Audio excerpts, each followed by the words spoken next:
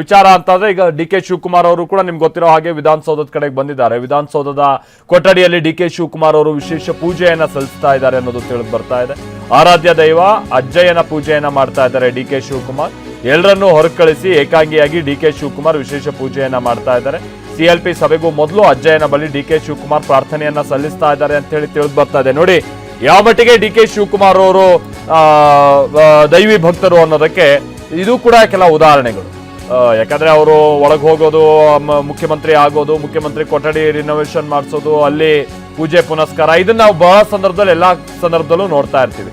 ಅದು ಯಾರೇ ಮುಖ್ಯಮಂತ್ರಿಗಳಾಗ್ಲಿ ಎಕ್ಸೆಪ್ಟ್ ಸಿದ್ದರಾಮಯ್ಯನವರು ಈ ಬಹಳ ಪೂಜೆ ಪುನಸ್ಕಾರ ಇದನ್ನೆಲ್ಲ ಮಾಡಿ ದೇವರ ಒಂದು ಅನುಗ್ರಹ ಇರಲಿ ಅಂತ ಒಂದು ಪ್ರಾರ್ಥನೆ ಸಲ್ಲಿಸೋದನ್ನ ನಾವು ನೋಡ್ತಾ ಇರ್ತೀವಿ.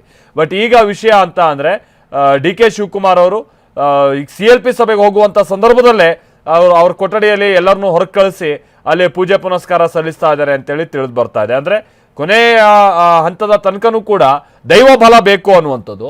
ಆಮೇಲೆ ಎರಡನೇದಾಗಿ ಏನಾದ್ರೂ ಒಂದು ಗೊಂದಲ ಉಂಟಾಗ್ಬಿಡೋದು, ಇನ್ಯಾರೋ ತೆಗೆಯೋದು, ಮತ್ತಿನ್ನೇನಾದ್ರೂ ಕೊನೆ ಹಂತದಲ್ಲಿ ಸಮಸ್ಯೆಗಳಾಗೋದು, ಇದೇನೋ ಆಗಬಾರ್ದು ಅನ್ನುವಂಥ ನಿಟ್ಟಿನಲ್ಲಿ ಈಗಲೂ ಕೂಡ ಅವರು ಅಜ್ಜಯ್ಯನ ಕೃಪೆಯೊಂದಿಗೆ ಹೆಜ್ಜೆಯನ್ನು ಮುಂದುವರಿಸಬೇಕು ಅನ್ನುವಂಥ ನಿಟ್ಟಿನ ದೃಷ್ಟಿಯನ್ನ ಹೊಂದಿದ್ದಾರೆ.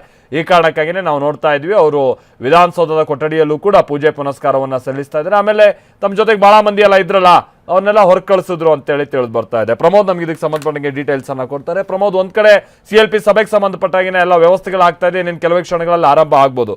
ಕೊನೆ ಹಂತದಲ್ಲೂ ಕೂಡ ಡಿ ಕೆ ಶಿವಕುಮಾರ್ ಅವರು ಈಗ ಅಲ್ಲಿ ಪೂಜೆ ಪುನಸ್ಕಾರ ಸಲ್ಲಿಸ್ತಾ ಇದ್ದಾರೆ ಅಂತಾನೆ ಏನೇನ್ ಸೂಚನೆಗಳು ಕೊಡ್ತಾ ಇದೆ ಇದು ಪ್ರಮೋದ್ ಅಂತ ಹೇಳಿ, ಏನ್ ಕತೆ?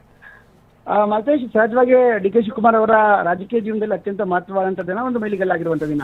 ಈ ಸಂದರ್ಭದಲ್ಲಿ ಮೊದಲಿಂದಲೂ ಕೂಡ ಅವರು ಆರಾಧ್ಯ ದೈವ ಆಗಿರುವಂಥ ಅಜ್ಜಯ್ಯನ ಪೂಜೆ ಮಾಡ್ಕೊಂಡೇ ಬರ್ತಿದ್ದಾರೆ. ಹಂತ ಹಂತವಾಗಿ ಕಾಲಕ್ಕೆ ಯಾವ್ಯಾವ ರೀತಿ ಅನುಸರಣೆ ಮಾಡಬೇಕು ಆ ಧಾರ್ಮಿಕ ಅನುಸರಣೆಗಳನ್ನು ಕೂಡ ಮಾಡಿದ್ದಾರೆ. ಇವತ್ತು ಬೆಳಗ್ಗೆಯೂ ಕೂಡ ಅವರು ನೇರವಾಗಿ ಅಜ್ಜಯ್ಯನ ಪೀಠಕ್ಕೆ ತೆರಳಿ ಅಲ್ಲಿ ಪೂಜೆ ಮಾಡಿ ಅನಂತರ ನೇರವಾಗಿ ಬಂದಿದ್ರು. ಪ್ರತಿ ಸೋಮವಾರವೂ ಕೂಡ ಅಜ್ಜಯ್ಯನ ಪೀಠವನ್ನು ದರ್ಶನ ಪಡೆದು ಮುಂದಿನ ನಿರ್ದೇಶನಗಳನ್ನು ಪಡೆಯುವಂಥದ್ದು ಡಿ ಕೆ ಶಿವಕುಮಾರ್ ಬೆಳೆಸ್ಕೊಂಡ್ ಬಂದಿರುವಂತಹ ಸಂಪ್ರದಾಯ. ಇವತ್ತು CLP ಸಭೆ ಆರಂಭಕ್ಕೂ ಮುನ್ನ ಸುಖೇಬಲ ಬಳಿ ಒಂದು ಸಭೆ ಇತ್ತು ಖಾಸಗಿ ಹೋಟೆಲ್ನಲ್ಲಿ. ಆ ಖಾಸಗಿ ಹೋಟೆಲ್ನಲ್ಲಿ ಸಭೆ ಮುಗಿಸಿ ನಂತರ ನೇರವಾಗಿ ವಿಧಾನಸೌಧಕ್ಕೆ ಆಗಮಿಸಿದ್ದಾರೆ. ವಿಧಾನಸೌಧ ತಮ್ಮ ಕೊಠಡಿಯಲ್ಲಿ ಒಂದು ವಿಶೇಷವಾದಂತಹ ಪೂಜೆಯನ್ನ ಮಾಡ್ತಾ ಇದ್ದಾರೆ. ಈಗಲೂ ಕೂಡ ಅಷ್ಟೇ ಎಲ್ಲ ಅನೇಕ ಬೆಂಬಲಿಗರಿದ್ದು, ಅನೇಕರು ಸಾರ್ವಜನಿಕರು ಕೂಡ ಅವ್ರ ಕೊಠಡಿಯನ್ನ ಒಳಗಡೆ ಹೋಗುವಂತ ಪ್ರಯತ್ನವನ್ನ ಮಾಡಿದ್ರು. ಈ ಸಂದರ್ಭದಲ್ಲಿ ಅಲ್ಲಿ ಇದ್ದವರೆಲ್ಲರೂ ಕೂಡ ಹೊರಗಡೆ ಕಳಿಸಿ ಅವರ ಕೊಠಡಿಯಲ್ಲಿ ಒಂದು ವಿಶೇಷವಾದಂತಹ ಪೂಜೆಯನ್ನ ಡಿ ಕೆ ಶಿವಕುಮಾರ್ ಈಗಲೂ ಕೂಡ ಮಾಡ್ತಿದ್ದಾರೆ. ಅದರ ಜೊತೆಗೆ CLP ತಯಾರಿಗಳು ಕೂಡ ನಡೀತಾ ಇದೆ, ಅಜೆಂಡಾ ಕೂಡ ರೆಡಿ ಆಗ್ತಾ ಇದೆ, ರೆಸಲ್ಯೂಷನ್ಸ್ ಪಾಸ್ ಮಾಡಕ್ಕೆ ಸಂಬಂಧಪಟ್ಟಂತೆ ಎಲ್ಲ ಬರೆದು ತಯಾರಿಗಳು ನಡೀತಾ ಇದೆ. ಅಟ್ ದ ಸೇಮ್ ಟೈಮ್ ಅಲ್ಲಿ ಕಾರ್ಯದರ್ಶಿಗಳು ಯಾರಿದ್ದಾರೆ ಅಂದ್ರೆ CLPಯ ಕಾರ್ಯದರ್ಶಿಗಳು ಇರ್ತಾರೆ, ಅಲ್ಲಂಪುರ ಅವರು ಕೂಡ ಬಂದು ಈಗ DCM ಅವರನ್ನ ಭೇಟಿಯಾಗಿ ಅದರ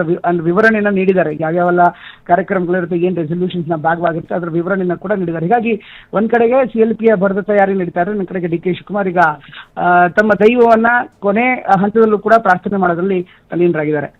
Maltesh. Okay, thank you Pramod.